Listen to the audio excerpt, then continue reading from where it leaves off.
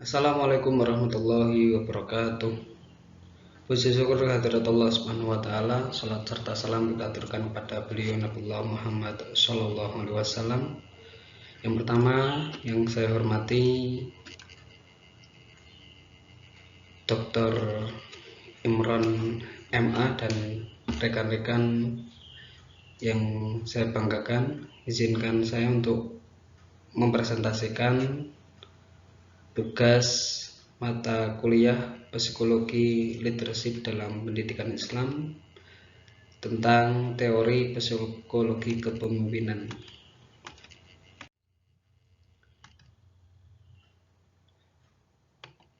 Pendahuluan, pemimpin merupakan sosok penting dalam sebuah organisasi. Pemimpin bukan hanya sosok nahkoda yang terpilih dengan apapun mekanisme pemilihannya, namun juga sebagai seorang nahkoda yang menentukan arah kelompok atau organisasi. Kehadiran pemimpin juga menentukan transformasi organisasi tersebut.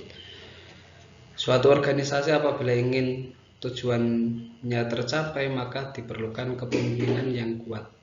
Membahas mengenai kepemimpinan terkadang hanya sekedar memahami bahwasanya kepemimpinan itu kekuasaan yang menggerakkan dan mempengaruhi orang lain. Sebenarnya terdapat beberapa faktor yang dapat mempengaruhi dan menggerakkan orang. Di antaranya yaitu ancaman, penghargaan, otoritas, dan bujukan.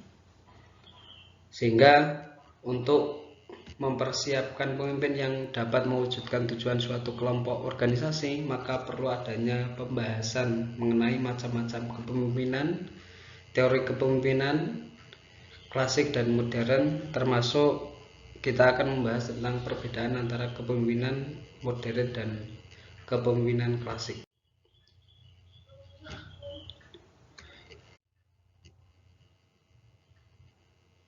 Yang pertama kita akan membahas tentang macam-macam kepemimpinan.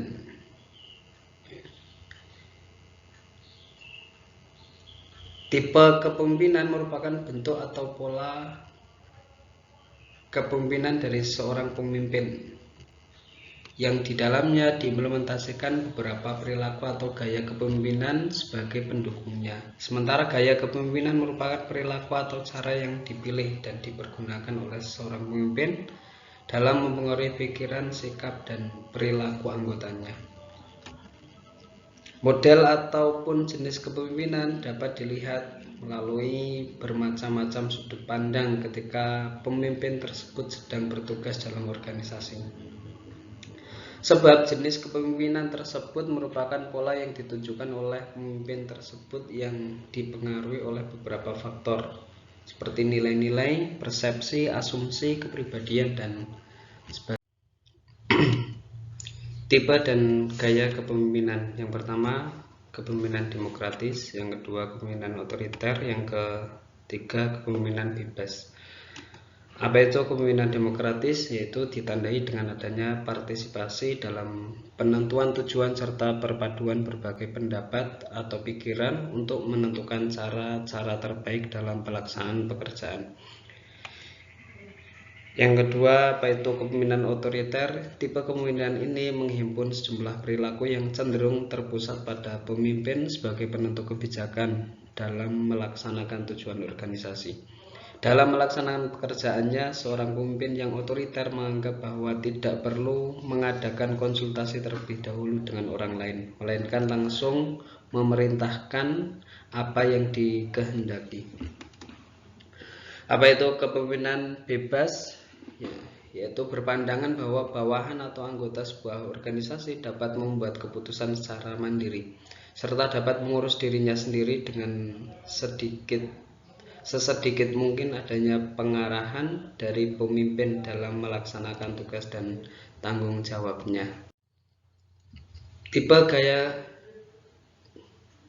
kepemimpinan yang selanjutnya adalah yang keempat, kepemimpinan karismatik. Yang kelima, kepemimpinan kebapakan. Yang keenam, kepemimpinan ahli.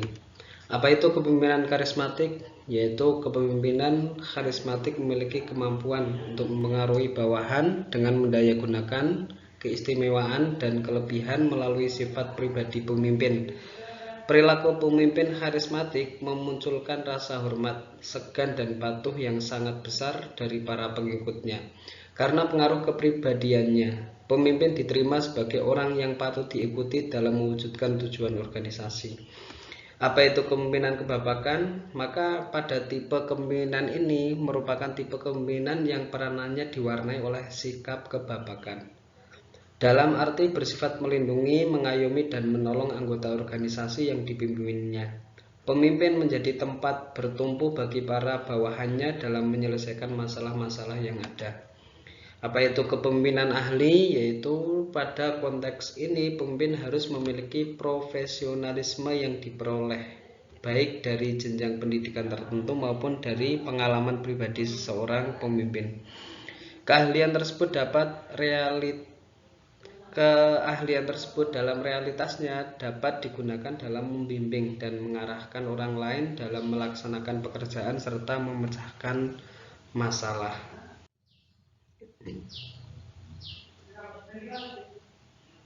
Selanjutnya kita akan belajar tentang teori kepemimpinan klasik. Pengertian dari kepemimpinan klasik adalah kepemimpinan yang ditandai oleh sifat dominatif, direktif, otoritatif, dan para pengikut harus patuh atau taat melaksanakan perintah pimpinan dan tertutup pertanyaan. Sifat-sifat tersebut ada karena pemimpinlah satu-satunya otoritas yang berhak menafsirkan kebenaran yang sah. Teori kepemimpinan klasik, seorang pemimpin tentu harus paham mengenai teori kepemimpinan supaya nantinya memiliki referensi dalam menjalankan sebuah organisasi. Adapun macam-macam teori kepemimpinan klasik adalah sebagai berikut. Yang satu, teori kepemimpinan sifat. Teori kepemimpinan sifat yang didasarkan asumsi bahwa terdapat sejumlah ciri-ciri tertentu yang dimiliki individu sebagai pemimpin. Yang kedua, teori kepemimpinan situasi. Fokus terhadap pada fenomena kepemimpinan di dalam suatu situasi yang unik, yang membutuhkan gaya kepemimpinan yang berbeda serta dapat menyesuaikan gaya mereka terhadap tuntutan situasi yang berubah-ubah. Yang ketiga, teori kepemimpinan kelompok menekankan pada upaya memberi tekanan seimbang baik pada pekerjaan ataupun hubungan antar personal yang mendorong partisipasi kelompok yang tinggi dalam organisasi sehingga mampu memenuhi kebutuhan dasar bawahan supaya tetap terlibat dan punya komitmen yang kuat dalam pekerjaan. Yang selanjutnya kita akan membahas tentang teori kepemimpinan modern. Dan apa itu pengertian kepemimpinan modern? Kepemimpinan modern bisa diartikan sebagai proses pendampingan guna mempengaruhi sekaligus menggerakkan pengikutnya berdasarkan tugas dan aspek sesuai kondisi yang diimpikan, supaya semuanya memperoleh kelimpahan dalam kehidupannya. Jadi semua pihak harus berpartisipasi, baik pemimpin dan yang dipimpin harus senantiasa berpartisipasi aktif, sehingga terbentuk keadaan sesuai dengan harapan teori kepemimpinan modern. Partisipasi ini diartikan sebagai pola dan kinerja dari kepemimpinan. Dan di antara macam-macam teori kepemimpinan modern adalah teori kepemimpinan transformasional, teori kepemimpinan karismatik, visioner, teori kepemimpinan tim. Apa itu teori kepemimpinan transformasional? Teori ini dicirikan dengan suatu situasi di mana para pemimpin memotivasi pengikutnya melalui membuat mereka sadar akan pentingnya hasil suatu pekerjaan, mendorong untuk lebih mementingkan organisasi atau kelompok, dan mengaktifkan kebutuhan-kebutuhan mereka yang lebih tinggi. Yang kedua, teori kepemimpinan karismatik visioner. Pemimpin karismatik mempunyai kepercayaan diri, dominasi, serta keyakinan tinggi akan kebenaran moral, dan keyakinannya atau kemampuan meyakinkan pengikutnya bahwa ia memiliki kepercayaan diri dan keyakinan tersebut. Kepemimpinan visioner melampaui karismatik karena kemampuan menciptakan dan menyatakan visi yang realistik, layak dipercaya, dan menarik mengenai masa depan organisasi tersebut. Yang ketiga, teori kepemimpinan tim. Tim merupakan kelompok dalam organisasi yang anggota-anggotanya saling bergantung satu sama lain. Untuk mencapai tujuan perlu adanya sebuah kerjasama yang baik, saling komunikasi, saling memberi motivasi, dan lain sebagainya. Apa perbedaan konsep teori kepemimpinan klasik dan teori kepemimpinan modern? Perbedaan teori kepemimpinan, teori klasik lebih mengutamakan keteraturan. Teori modern lebih fleksibel. Teori klasik cenderung menetapkan gaya kepemimpinan yang efektif dan tidak efektif. Teori modern cenderung menggunakan konsep kepemimpinan untuk memotivasi dan menjadi inspirasi bagi anggota kelompok agar menjadi luar biasa dalam pencapaian tujuan kelompok. Teori klasik mengutamakan hal yang mendasar seperti aspek sifat, perilaku, dan situasi, sedangkan teori modern mengembangkan aspek mendasar dengan memperhatikan kepentingan dan perkembangan kebutuhan anggota kelompok. Kesimpulan pada materi ini adalah yang pertama, kepemimpinan merupakan sebuah keniscayaan yang harus ada dalam setiap organisasi, kelompok, instansi, atau apapun yang menghimpun lebih dari 2 orang. Sosok pemimpin adalah sosok yang mampu mengayomi seluruh anggotanya dengan tugas pokoknya adalah menjadi sosok yang bertanggung jawab atas tercapainya semua tujuan dan target sebuah organisasi sebagaimana yang direncanakan di awal. Dalam konteks pendidikan, tipe kepemimpinan demokratis, kepemimpinan otoriter, kepemimpinan bebas, kepemimpinan karismatik, kepemimpinan kebapakan, dan kepemimpinan ahli. Yang kedua,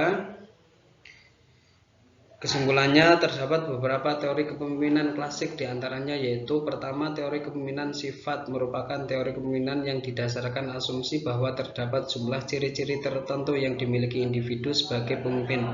Kedua, teori kepemimpinan situasi yang fokus terhadap pada fenomena kepemimpinan di dalam suatu situasi yang unik, yang membutuhkan gaya kepemimpinan yang berbeda serta dapat menyesuaikan gaya mereka terhadap tuntutan situasi yang berubah-ubah. Ketiga, teori kepemimpinan kelompok yang lebih menekankan pada upaya memberi tekanan seimbang. Kesimpulan yang ketiga, terdapat beberapa teori kepemimpinan modern, diantaranya yaitu yang pertama, teori kepemimpinan transformasional yang memotivasi bawahan atau pengikut untuk berbuat lebih dari yang diharapkan. Kedua, teori kepemimpinan karismatik visioner. Indikator kepemimpinan karismatik dibuktikan dengan adanya hubungan antara pemimpin dan pengikut. Kepemimpinan visioner lebih unggul daripada kepemimpinan karismatik dan menghasilkan tingkat upaya dan kinerja para pengikut. Ketiga, teori kepemimpinan tim. Kepemimpinan makin banyak berlangsung dalam konteks tim karena semakin banyak organisasi menggunakan tim, peran pemimpin dalam membimbing anggota tim menjadi penting. Demikian yang bisa saya sampaikan, semoga kita mendapatkan ilmu yang bermanfaat. Terima kasih. Wassalamualaikum warahmatullahi wabarakatuh.